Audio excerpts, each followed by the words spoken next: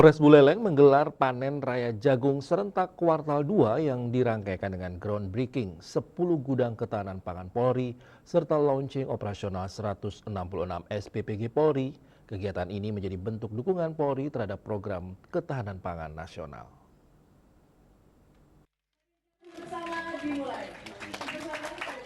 Kegiatan panen raya digelar Sabtu pagi di lahan ketahanan pangan Polres Buleleng di Jalan Srikandi, Gang Markisa, Desa Sambangan, Kecamatan Sukosado.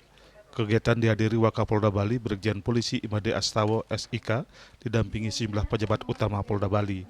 Kapolres Buleleng AKBP Ruzi Gusman beserta jajaran Polres Buleleng. Turut hadir perwakilan pemerintah Provinsi Bali, pemerintah Kabupaten Buleleng, tokoh masyarakat serta kelompok petani Desa Sambangan. Dalam kegiatan tersebut, Wakapolda Bali bersama tamu undangan melaksanakan panen jagung secara simbolis sebagai wujud sinergitas Polri dengan masyarakat dalam mendukung program ketahanan pangan. Selain panen raya, kegiatan ini juga dirangkaikan dengan groundbreaking 10 gudang ketahanan pangan Polri dan launching operasional 166 SPPG Polri. Seluruh rangkaian kegiatan berlangsung aman dan lancar.